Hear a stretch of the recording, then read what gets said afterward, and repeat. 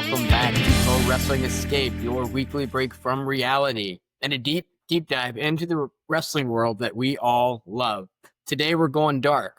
We're talking betrayal, backstabbing, and the heel turns that made crowds gasp in shock. From shocking tag team breakups to the unthinkable moment where a certain leg drop happened on Macho Man Randy Savage. This is my top 5 greatest wrestling heel turns of all time. We have also got a This Week in WWE History that you will not believe. And as always, your hot takes in the Crowd Speaks segment. But before we get in, I've got a quick challenge for you out there. If you love wrestling enough to watch Betrayals that broke your heart, make sure you're not missing any of these deep dives.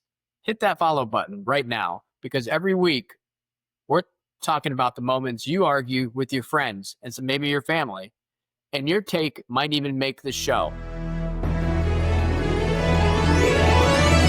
This week in WWE history, August 14th, the year 2000. And before we hit number 5 on our list, we're going to travel back to 2000. Monday Night Raw, the Brothers of Destruction. They self-destructed that night. In the main event of Raw, it was The Undertaker taking on Chris Benoit. But before the match could end, Kane attacked his own brother. How could he? One massive choke slam straight through the ring. The crowd absolutely lost their minds, including my 12-year-old self at the time. That heel turn didn't just break up the Brothers of Destruction. It lit the fuse for a much highly anticipated heated feud heading into SummerSlam 2000. Moments like that are absolutely why I love wrestling history, and I'm sure you do as well, because sometimes the betrayals are just as good as the matches. Sometimes the stories are even better than the matches, and that's what keeps us coming back. All right, we're going to dive into the top 5 heel turns in WWE history. Now, again, this is my list. You got to let me know what you think. Let me know what I left off. Coming in at number 5, Seth Rollins turning on the Shield. June 2nd, 2014. This is when the Shield is at their absolute peak. They had just destroyed Evolution at Payback. Fans thought they were going to dominate the WWE for years, and we did not even think about this. Then Seth Rollins picks up that steel chair and shatters that dream in an instant. Now, it worked. You want to know why it worked? The timing. Nobody saw it coming this early. Now, some of you probably out there are going to say, oh, yeah, I knew it was happening. No, you didn't. Seth, as the architect, cold, calculated, obviously career-focused of the route he was going. Immediate impact. He joins the Authority the very next night. My personal take at that time, I yelled at my TV. Not in a joking way. This was genuine betrayal that I even felt.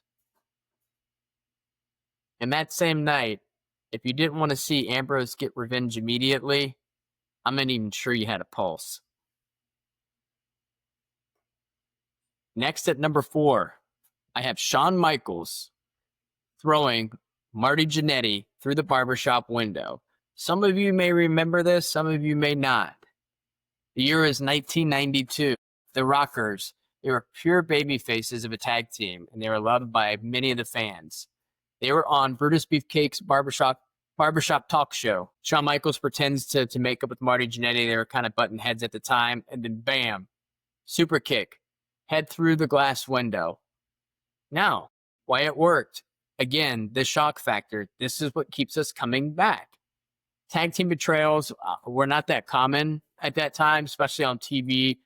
The symbolism behind it all with HBK, when he was just done playing nice. And at that moment, his career just took off. Definitely the first step toward becoming the Heartbreak Kid, Shawn Michaels. I think this was the blueprint for tag team breakups. I mean, even today, those kind of moments we just crave. And let's be honest here. This might be where HBK Shawn Michaels turned heel in real life.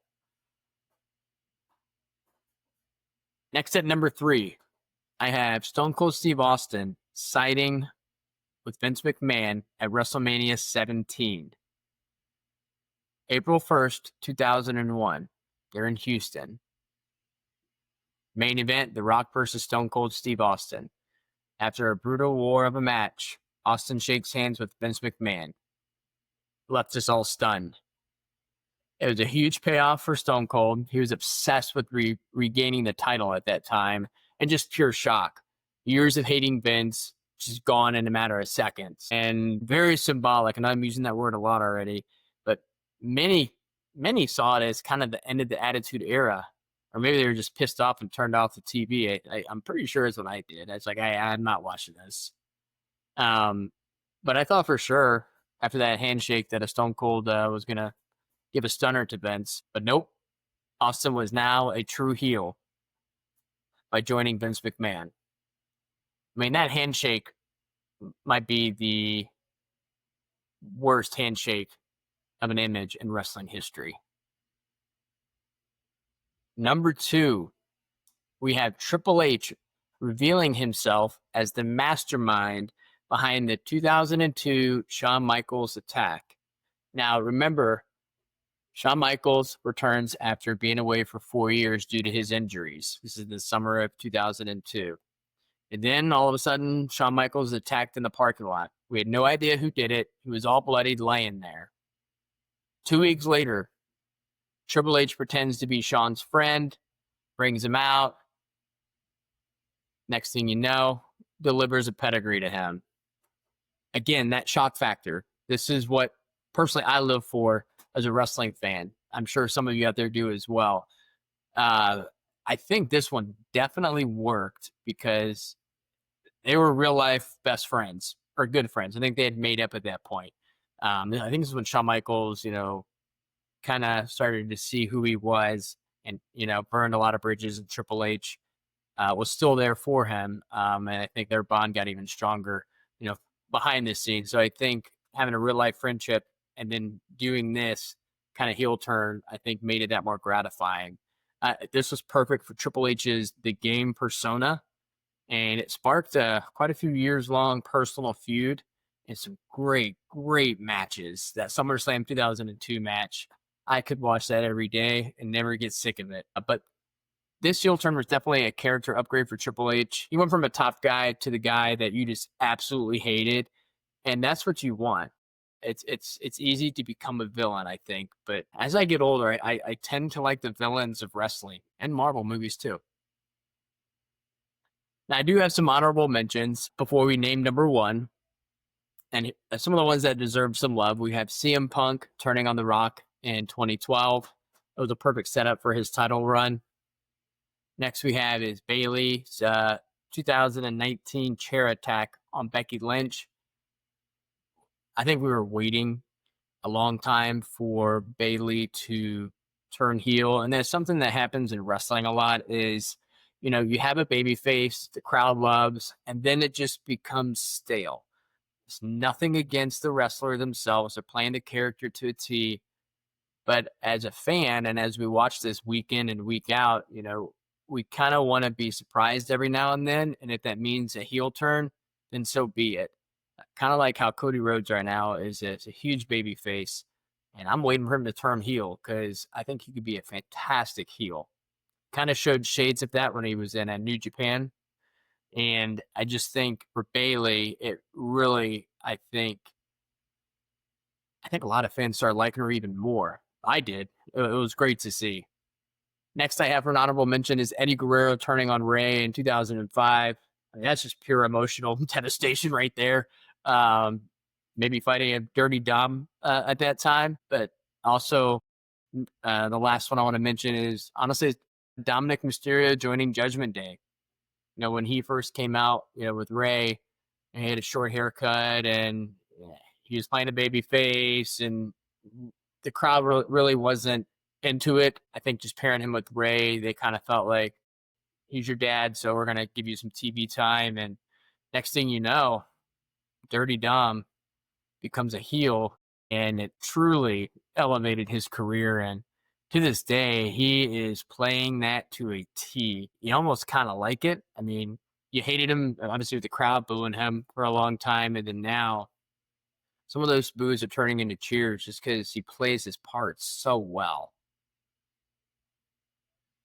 All right, number 1. You guys probably know what it is because I haven't put this person on my top 5 yet, and it's probably the biggest shock heel turn of all time. Yes, it is Hulk Hogan joining the NWO at Bash at the Beach 1996. You had the Outsiders, Scott Hall, Kevin Nash. They're running wild after jumping from WWF over to WCW, and they promised a third man. And let's see, I'm 8 years old at this time. Again, watching it through a black box for the cable box. So the Discrambler, most of you probably know what that is. And during the main event, the storytelling is great. I'm going to go through it again. I know we've all watched it 1,000 times, but I just love talking through it and playing it in my mind. But during the main event, Hogan walks down the aisle, as Hulk Hogan, of course, and all of a sudden looks at the crowd and drops the leg on Macho Man Randy Savage. And everybody is absolutely stunned, including myself and my dad at home. It was just unthinkable. Hogan had been the ultimate babyface for forever since he had hit wrestling mainstream. And for him to turn heel, it was obviously perfect timing because WCW needed a shakeup. And it kind of started with Hall and Nash coming over, but it changed wrestling. I mean, we can't understate that enough. It kicked off the NWO storyline and just reshaped the industry. And in that moment, fans are starting to realize, okay, Hogan's a bad guy now. He joined the Outsiders. Fans are throwing garbage, they're throwing drinks. Scott Hall, Kevin Nash are, spiking the drinks out of the ring. And at one point, Scott Hall had a full drink thrown on him. He just kind of slicked his hair back and just soaked it all in. And then you had the interview. Hogan's interview of turning heel. I'll never forget when he said, all this trash in the ring represents all the people out in the stands. And it's just perfect. And then, of course, right at the end, Tony from WCW, Hulk Hogan, you can go to hell. Still gives me chills. Now, that was probably a terrible, imitation of that, but that's all right. I'm not in the business of that. But that just wasn't a heel turn. I mean, it was like an atomic bomb went off in pro wrestling and just absolutely changed the course. So that was, as you can tell, I was a little amped up for that one because it brings back memories, shaped history is what it is today, and that's why it is my number 1. Let me know what you think. How was my top 5? Would you take anything out, place anything back in, reorder? Was it absolutely awful? Was it perfect? Let me know. Send me a message at Pro Wrestling Escape or Instagram, or leave a comment on the YouTube channel. All right, in our next segment, we have The Crowd Speaks. Now, this is, I'm going to shout out some of y'all for some of your awesome feedback. First we have is at Ethan Dees. He says, Austin Theory is the most underutilized guy on the roster. 1,000%. Now, I know recently, within the last week, it's been reported that Austin Theory either could be injured or he's no longer at WWE. We don't really know the true facts yet. WWE is very good at saying absolutely nothing. We do know whenever they do release wrestlers, there's a non-compete, usually 60 to 90 days. I don't think Theory got released. I think maybe dealing with an injury, but Ethan, I 100% agree. I honestly kind of thought he was going to join Seth Rollins when he made that heel turn, and you could tell he was going to start gathering some wrestlers on his side with Paul Heyman. That didn't happen. It still could, but Austin Theory. He's great in the ring, really good on the mic. He's got the look.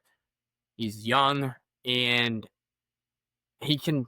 I guess if you guys have listened to and watched some of my other podcast episodes, I'm really big into wrestlers that can sell, not oversell. And I know there's some moments where Austin Theory did oversell, such as like the Stone Cold Stunner, but selling's part of telling that story, and he has that. And he's got the athletic ability, which you really can't teach, but he's also great on the mic, and he's got charisma. So I think hopefully WWE holds on to him, because if not, he'll be a big star in other promotions. But that was a great call out, Ethan. I I hope to see Theory on WWE TV soon. Next up, we have at Jibs. That's JIIBBSS. Appreciate you. Jibs said Mercedes Moné is the greatest women's wrestler ever. Period. That is quite a hill to die on. I can't argue it. I know the gold speaks for itself. I know she rubs recently fans the wrong way, but I kind of like how she's playing that because she's not taking any crap from anybody and throwing it back in their face. She's definitely up there. I feel like people forget she put on some really good matches in WWE with Charlotte Flair, and Bayley, Becky. So let's face it, if she were to come back to WWE, people would be worshiping her, which I think they should. I think as she moves it to AEW, I think that really ticked off a lot of people that, were worshipers of WWE. Like, yeah, no, she's not that good. She went to AEW, which I don't think that's the case. But that's a good argument. I like that one, and I think I'd be on your side, Jibs. Next up, we have the Shutdown King. All right. Mount Rushmore question. Okay, he gave me his Mount Rushmore. He said for him, Undertaker, Stone Cold Steve Austin, Triple H, and Kevin Nash, and maybe Ric Flair. Those are all really solid. Kevin Nash, that's an interesting one, but everybody knows who he is. He's a part of the biggest faction I think ever, NWO, and making that big switch from WWF to WCW. And then, of course, Undertaker, Austin, Triple H, Flair, all speak for themselves. All right, so I guess I'll give mine. Now, this could change tomorrow. This is how I currently feel. On my Mount Rushmore, I will say I have Stone Cold Steve Austin. He was the face of the Attitude Era. He carried WWE during the Monday Night Wars. I don't think if they didn't have him, that WWE would have folded during the Monday Night Wars. They didn't have Steve Austin. I mean, he kind of redefined anti-hero characters where he was just such a badass, did whatever the hell he wanted, and people loved it. So yeah, I have him my Rushmore. Second one I have is probably The Undertaker. Not probably, I definitely have The Undertaker on there. I mean, you got the legacy, the loyalty he had to the company, the times he reinvented himself and still was a top guy, the WrestleMania streak, which was legendary. Reports of him being a locker room leader and still is to this day, giving back and becoming a WWE coach on LFG. Yeah, fan favorite. He protected his gimmick like no one else in history, and his gimmick, man, like everybody knows who The Undertaker is, and the best character in WWE history. Obviously, very good in the ring, athletic for such a big guy. He's on my Mount Rushmore. Number 3 for me, I will have Shawn Michaels on there. Mr. WrestleMania. I think his style of wrestling really revolutionized with his athleticism and his storytelling and just his in-ring genius. He could have a match with anybody, and it would just be a great match. He was great at selling. Like I said, he had athletic ability. He was great on the mic. Kind of a dick when he was a wrestler, but sometimes you need that. I really think he's on Rushmore for me. And the last one, everybody argues over this. I don't care. Hulk Hogan is on there. Without Hulk Hogan, you've heard this 1,000 times already on different podcasts, other people shooting their shot on this. But if there's no Hulk Hogan, I wouldn't be talking on this. WWE would not be where they're at.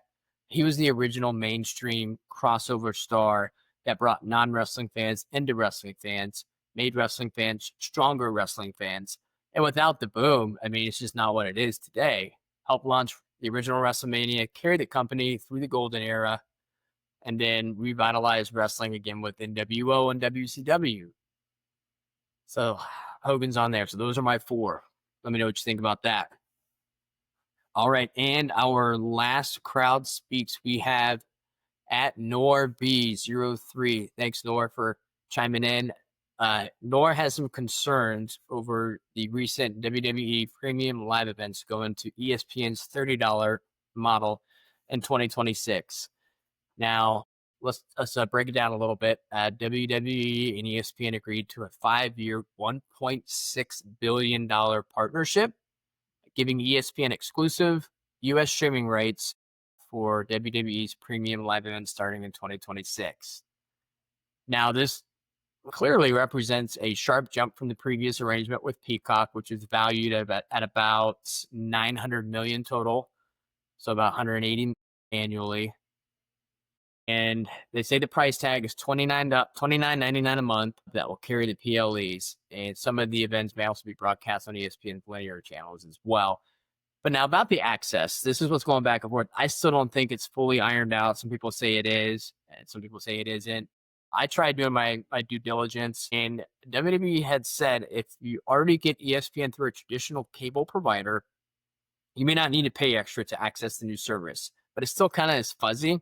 So as we get closer to that time, I'm sure they'll have an infographic that just makes sense. I think when they came out and announced this, I don't think they had any plans to explain it in simple terms for morons like myself to understand. I've read where if you have YouTube TV or Xfinity and you get ESPN, you'll be eligible for the integration, the PLEs. You won't have to pay anything extra. But regardless, this is a strategic power play for both brands. WWE gains enhanced distribution and legitimacy on the surface, being with ESPN, and then ESPN adds, more elements of cultural staples to its streaming roster. That's acquiring WWE is a big deal. But the success really just depends on if it's done right. It could be a win-win for both sides, but if it's mishandled, it risks alienating a huge chunk of our fan base, WWE's fan base. So we'll see what happens with that. But I love those takes. Keep them coming. You might hear yours on the show next week. Now, before you head out, I want you to picture something. Next week, we're breaking down another wild topic, top 5 something, and your name pops up in the Crowd Speak segment. That only happens if you're locked in. So I want you to hit the follow button right now. Try and drop a quick review on Spotify or Apple Podcast. It'll take 10 seconds, I promise. But what it does, it tells those platforms that this show is worth putting in front of more wrestling fans like yourself.